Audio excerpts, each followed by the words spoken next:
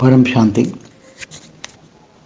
देखो, आत्माओं को मोक्ष या ना मुक्ति शिव शंकर ही दे सकते हैं। भक्ति मार्ग में एक ज्ञान है कि तुम्हें मुक्ति चाहिए, मोक्ष चाहिए, तो केवल शिव शंकर ही दे सकते हैं। विष्णु भी नहीं दे सकता, ब्रह्मा भी नहीं दे सकता। क्यों? क्योंकि आत्माएं जब शिव शंकर की तपस्या करती हैं, और इसलिए मोक्ष पाने वाली आत्माएं, जो बहुत मोक्ष पाने वाली आत्माएं, वो सन्यासी बन जाती हैं और शिव शंकर की तपस्या करती हैं। और शिव शंकर की तपस्या करके पहले तो बहुत जल्दी जाना होता, काशी करवट लगा के शिवपुरी में पहुंच जाती थी।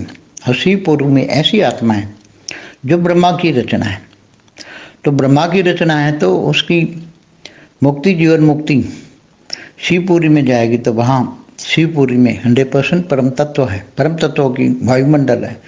तो वहाँ शिव शक्ति उस आत्माओं को मुक्ति दे देंगी। ऑटोमेटिक वो शिवपुरी में जाने से उस आत्मा अगर शिवपुरी में जाती है तो तुरंत ही वो आत्मा डाइल्यूट हो जाती है, क्योंकि वो ब्रह्मा की सर्जन है।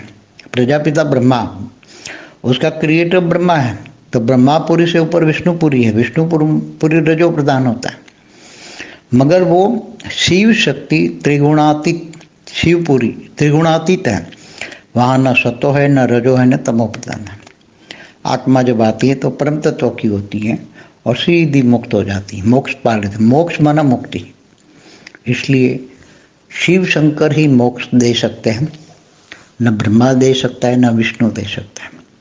त्रिदेव में शिव शंकर, इसलिए शंकर भी नहीं दे सकते। हिमालय में उसको मुक्ति नहीं दे सकते। उस आत्माओं को बहुत मोक्ष का बहुत पुरुषार्थ करती है, तब वो उसको शिव शंकर भी भेजते हैं ऊपर, शिवपुरी में ऊपर। इसलिए काशी विश्वनाथ धाम में वो वहाँ आत्माएं वहाँ से सीधी ऊपर शिवपुरी में पहुँचा देते थे और वहाँ वो मोक्ष माना मुक्ति पा लेते थे। वो आत्मा का अस्तित्व ही नहीं रहता था। वो आत्मा ही वायुमंडल में डाइल्यूट हो जाती थी, क्योंकि वो आत्मा की इतनी कैपेसिटी नहीं कि वो उस वायुमंडल में रह पाए। उस आत्मा में इतना पावर ही नहीं।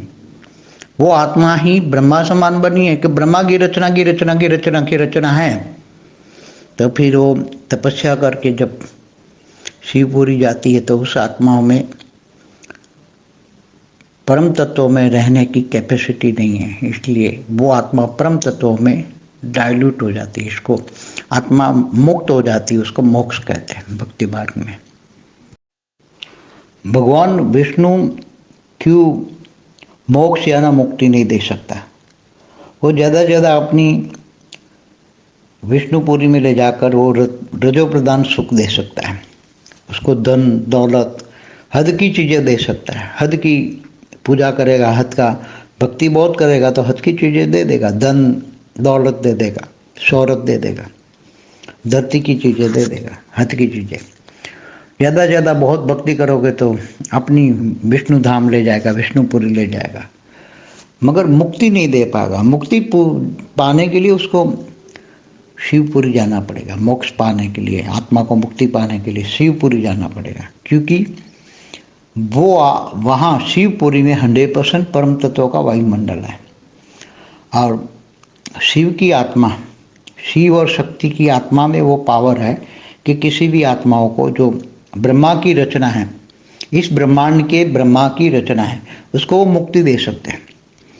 शिव शक्ति भी दूसरे ब्रह्मांड से आई हुई आत्मा है, वो मनुष्य बन गई और फिर उसने शिव शंकर की उपासना की और ऊपर पहुंच गई। समझो कि ये 10-15 कला की आत्मा है।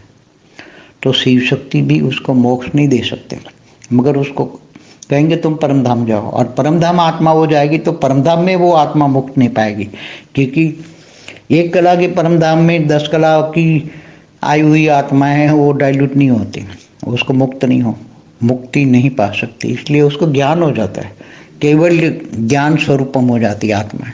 इसलिए परमधाम में ज्ञान हो जाता है तो वो आत्मा आप कहाँ से आई है, क्यों आई है। इसलिए हर कोई आत्मा, चाहे विष्णु भी चाहे तो उसको स्वर्ग का सुख दे सकता है, मगर वो मुक्ति, क्योंकि वो भगवान विष्णु की भगवान विष्णु किसकी रचना है? शिव शक्ति की। शिव शक्ति ने विष्णु को रचा और विष्णु की नाभि से ब्रह्मा निकला। तो प्रजापिता ब्रह्मा की जो रचना है वो विष्णुपुरी जाती है तो वो महाभोगी बन जाती है। मतलब वहाँ महास्वर्ग, जैसे देवता भोगी होते हैं ना, तो देवता इंद्रलोक में रहकर कितना भोगी होते, भोगते, तो विष्णुपुरी में जाकर भी वहाँ महाभोगी बन जाती हैं आत्माएं। महासुख है, रजो प्रधान सुख माना महाभोग। तो आत्माएं फिर ऊपर शिवपुरी में जाने का संकल्प नहीं करती, क्योंकि आत्माएं वहां जाने के लिए लायक नहीं होती। इसलिए वहां आत्माएं विष्णुपुरी से ही रुक जाती है। उसको मोक्ष नहीं चाहिए, उसको मायावी चीजें चाहिए, मायावी रजो प्रधान सुख चाहिए। नीचे रह जाती तो धरती पर तमो प्रधान सुख चाहिए। तो वो अलग अलग देवता, त्रिदेव, अलग अलग देवता, मगर जो ब्रह्मांड के आदि शिव आदि शक्ति हैं वो ही मोक्ष दे सकते हैं। ये भी ब्रह्मांड की, इस ब्रह्मांड की प्रजापिता ब्रह्मा की रचना को, अगर वो एक कला से ज़्यादा पावरफुल वाली आत्मा है तो उसको ये शिव शक्ति, इस ब्रह्मांड की आदि शिव आदि शक्ति भी मोक्ष नहीं दे सकती, मुक्ति नहीं दे सकती। वो परमधाम को उसको भेज देते हैं। इसलिए बहुत ज्ञान आता है, ज्ञान स्वरूपम। जब आत्मा आत्मस्वरूप में स्थित होती है, पूरा ब्रह्मांड एकदम क्लियर दिखता है, महाब्रह्मांड क्लियर दिखता है। ब्रह्मांड महाब्रह्मांड का जब आदि मध्यंत का ज्ञान होता है, परमा ब्रह्मांड माना गैलेक्सी यूनिवर्स का ज्ञान होता है, शिव महाशिव परमाशिव का ज्ञान होता है, विष्णु महाविष्णु परमा विष्णु का ज्ञान होता है, तब ये जब आत्माएं आत्मस्वरूप बनती तो उसके अंदर सारा ज्ञान इमर्ज हो जाता है। तो आत्मस्वरूप बनना ही बहुत बड़ी, आत्मस्वरूप की तपस्या करना, जब आत्मस्वरूप बनोगे तो बहुत बड़ी, अगर बेहद की आत्मा है तो उसको बेहद तक का ज्ञान इमर्ज हो जाएगा, दिव्य दृष्टि आ जाएगी, दिव्य ज्ञान आ जाएगा।